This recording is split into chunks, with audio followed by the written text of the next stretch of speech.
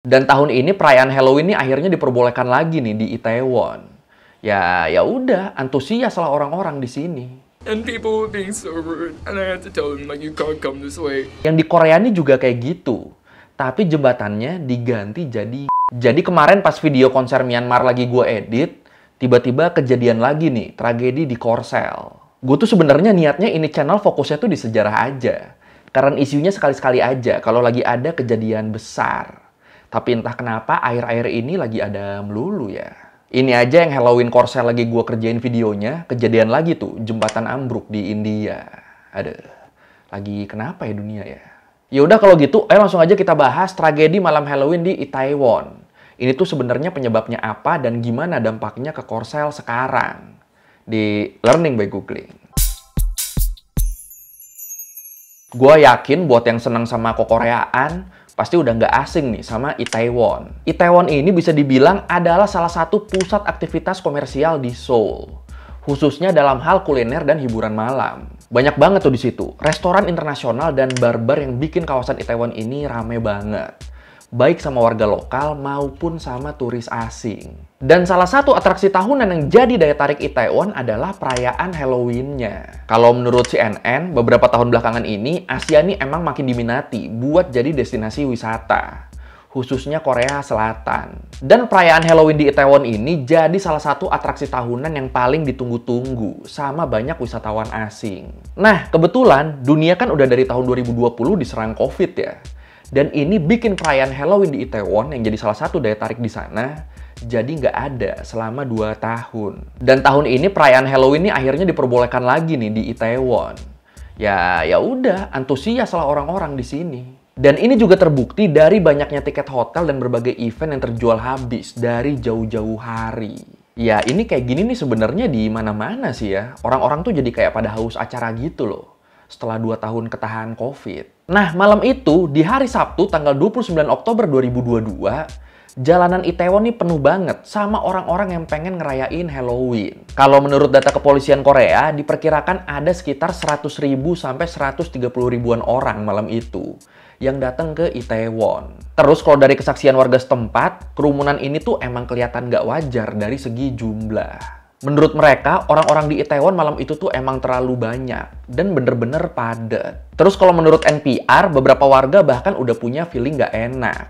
Feeling kalau sesuatu yang nggak beres bakal terjadi dengan kondisi yang padat banget begini. Itaewon is famous for its crowds and it's not unusual, but this was next level. Dan bener aja, tiba-tiba mulai muncul suara orang minta tolong dari arah gang penghubung antara pusat kuliner internasional sama jalan utama Itaewon di samping Hotel Hamilton. Kalau kita lihat di gambar ini, di yang tulisan Narrow Alley, itu tuh tempat kejadiannya. Terus kalau kita lihat dari foto ini, kelihatannya gangnya tuh sempit banget. Cuma sekitar 3-4 meter lah lebarnya lah. Dan kenapa sesempit ini? Ya karena emang fungsi utamanya gang ini nih cuma buat penghubung 2 jalan besar.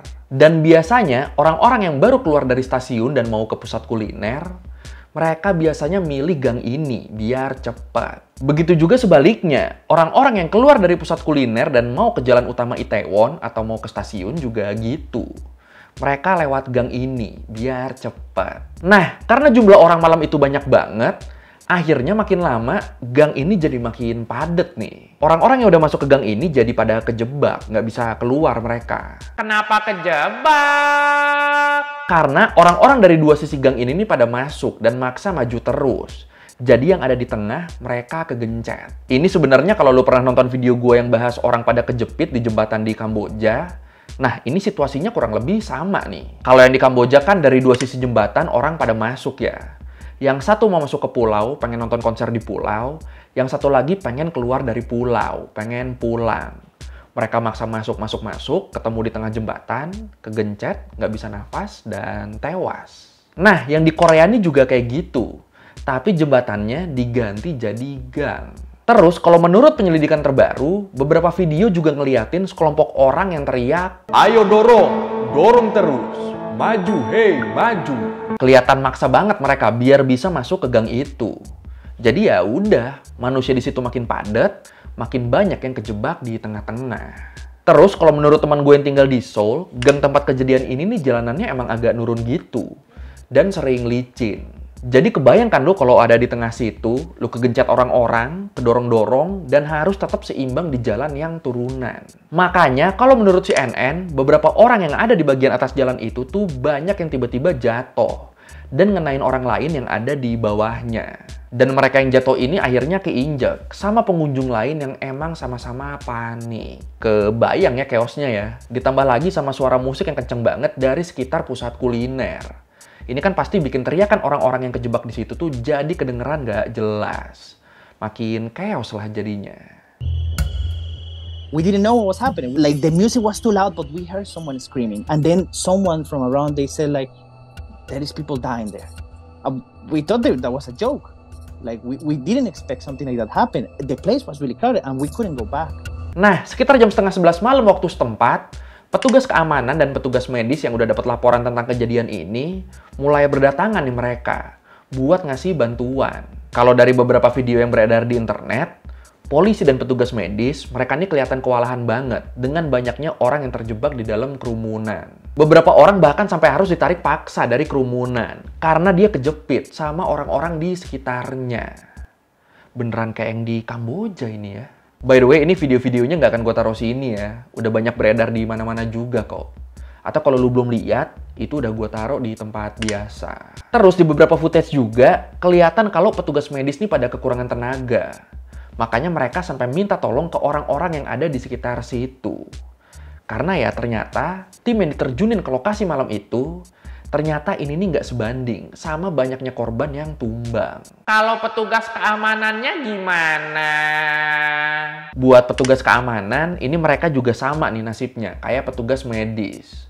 Jumlah mereka terlalu sedikit, sampai akhirnya mereka kewalahan juga. Bahkan kalau menurut NPR, awalnya polisi yang jaga di kawasan Itaewon tuh jumlahnya cuma sekitar 137 orang.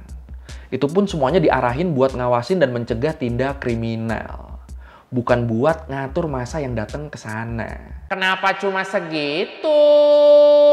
Kalau menurut CNN, hari itu polisi dan petugas keamanan Seoul tuh banyak yang ditugasin buat ngejaga aksi demo di tempat lain. Dan di sini polisi juga ngaku kalau mereka salah memprediksi dan nggak nyangka Itaewon bakal seramai itu. Tapi walaupun awalnya sempat kewalahan, tetap setelah kejadian, akhirnya ada sekitar 1.700 tim tanggap darurat yang terdiri dari polisi, pemadam kebakaran, dan pegawai pemerintahan.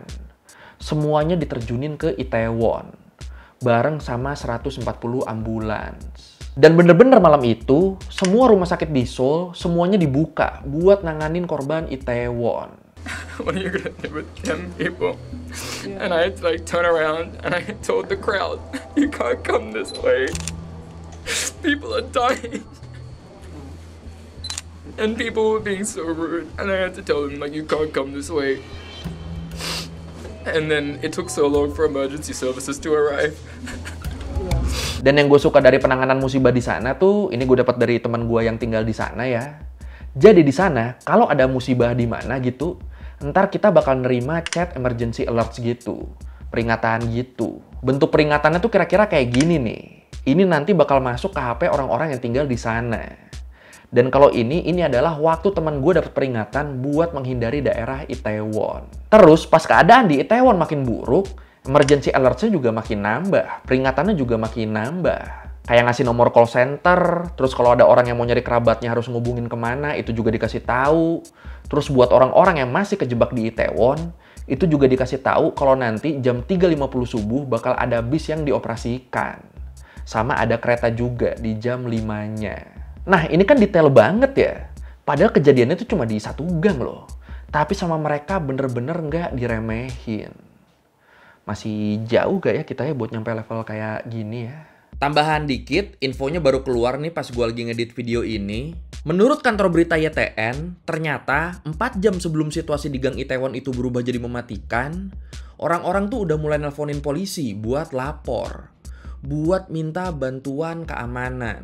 Disebut total ada 112 telepon emergency yang masuk dari jam 18.30 sampai jam 22.15. Dan ini sebenarnya teleponnya diangkat, laporannya diterima. Tapi tetap nggak ada tim yang segera datang ke situ. Sampai 4 jam kemudian, sampai korban udah berjatuhan, baru tuh mereka pada datang. Kepala kepolisian Korsel sendiri udah ngaku kalau mereka bertanggung jawab atas insiden ini. Dan dia juga langsung minta maaf ke seluruh masyarakat Korea. Dan sampai gue bikin video ini, total udah ada 154 orang yang tewas di peristiwa ini. Termasuk 26 orang turis asing. Kalau menurut hasil penyelidikan, kebanyakan korban yang tewas nih usianya antara belasan sampai awal 20 tahunan. Masih muda-muda banget, jir. Terus dari penyelidikan juga, ketahuan kalau kebanyakan korban yang meninggal dunia ini nih mereka ngalamin henti jantung. Karena kekurangan oksigen. Ya kebayang lah ya, desek-desekan sama orang sebanyak itu. Berarti kan harus rebutan oksigen juga ini semuanya. Kebayang engapnya kayak apa. Terus sebagian korban juga meninggal karena keinjak-injak dan sempat juga dilaporin kalau ada sekitar 3.000-an orang yang hilang setelah malam itu. Kok bisa hilang? Kejadiannya kan di satu gang doang. Nah gini, kejadiannya ini emang cuma di satu gang. Tapi korbannya terus kan disebar ke banyak rumah sakit. Kalau menurut listnya, total ada 39 rumah sakit yang nerima korban dari kejadian ini. Nah, yang disebar ini kan kemungkinan paling buruknya dia meninggal. Tapi bisa juga nih, mereka pingsan atau fokus ngobatin diri. Jadi belum sempat buat kontak kerabat mereka. Sedangkan 1 kali 24 jam kalau nggak ada kabar di sana, itu dihitungnya hilang. Jadi ya itu, kenapa bisa sampai 3.000-an yang hilang di sini. Karena kebanyakan mungkin belum ngelaporin, belum ngontak keluarganya, belum ngontak kerabatnya. Dan tragedi Halloween Itaewon ini sendiri, akhirnya ini jadi bencana terbesar kedua di Korea Selatan dalam 1 dekade terakhir. Buat peringkat pertamanya masih dipegang sama tenggelamnya kapal feri Sewol di tahun 2014 yang newasin sekitar 300-an orang. 의료원에 20살 딸을 두신 분이 어제 제게 어제 위로의 말씀을 전하자 우리 딸은 살아날 거다 그렇게 믿고 있다 그렇게 말씀을 하셨는데 오늘 아침에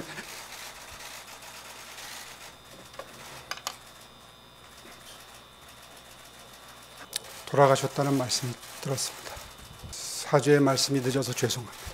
Presiden Korea Selatan, Yoon Suk Yeol, begitu tahu ada peristiwa ini, dia langsung merintahin jajarannya buat fokus ke penanganan korban. Termasuk identifikasi siapa aja yang jadi korban di sini. Terus Presiden juga langsung merintahin penyelidikan menyeluruh terkait penyebab terjadinya peristiwa ini. Karena kalau menurut Hong Ki-hyun, Kepala Biro Manajemen Ketertiban Umum di Kepolisian Korsel, dia bilang kerumunan di malam kejadian itu tuh jumlahnya sebenarnya nggak terlalu jauh, nggak terlalu beda sama perayaan Halloween di sana di tahun-tahun sebelumnya. Menurut dia, kalaupun nambah, itu paling nambahnya cuma dikit. Kata dia, saya tidak diberitahu bahwa polisi di lokasi kejadian tidak mendeteksi lonjakan massa secara tiba-tiba. Nah, menurut beliau dengan nggak terdeteksinya lonjakan massa ini kan berarti emang masih sesuai perhitungan ya jumlah orang di sana. Masih sama kayak tahun-tahun sebelumnya. Makanya di sini dia setuju nih sama perintah presiden. Kalau kejadian ini perlu diselidikin lebih lanjut. Ini nih beneran jumlahnya melonjak banget, atau sebenarnya sama aja, tapi orang-orangnya ternyata ngumpulnya lebih cepat. Ini nih perlu diselidikin lebih lanjut. Terus ada juga isu-isu yang bilang kalau pas kejadian, banyak yang minumannya nih dicampur sama sesuatu. Makanya mereka jadi lebih lemah. Tapi ya ini baru isu ya, belum ada konfirmasinya sampai gue bikin video ini. Terus setelah kejadian ini, Korea Selatan juga langsung netapin hari berkabung nasional. Dan pemerintah juga merintahin buat ngebatalin berbagai event. Sampai penanganan kasus Itaewon ini diselesaikan. Makanya acara-acara hiburan di TV Korea kan juga pada di-cancel gara-gara ini. Tapi kalau menurut lu sendiri gimana? Kenapa ini bisa sampai kejadian begini? Apakah bener karena keramaian doang orangnya? Atau lu percaya ada faktor lain di sini? Silakan komen. 정말 참담합니다. 국민의 생명과 안전을 책임지는 대통령으로서 마음이 무겁고 슬픔을 가누기 어렵습니다. 정부는 오늘부터 사고 수습이 일단락될 때까지 국가 애도 기간으로 정하고 국정의 최우선 순위를 본건 사고의 수습과 후속 조치에 두겠습니다. Oke, sekian dari Meguging kali ini tentang kejadian di Itaewon di malam Halloween kemarin. Buat yang komen-komen, buat yang DM minta bahas ini udah gue bahas ya. Semoga jelas lah. Kalau lu merasa physically gue udah salah, atau lu mau nanya, atau lu mau nambahin yang gak ada di video, bisa lu tulis di komen, kita diskusi di situ kayak biasa. Sekali lagi, thank you udah nonton, jangan lupa like, comment, subscribe. Bye.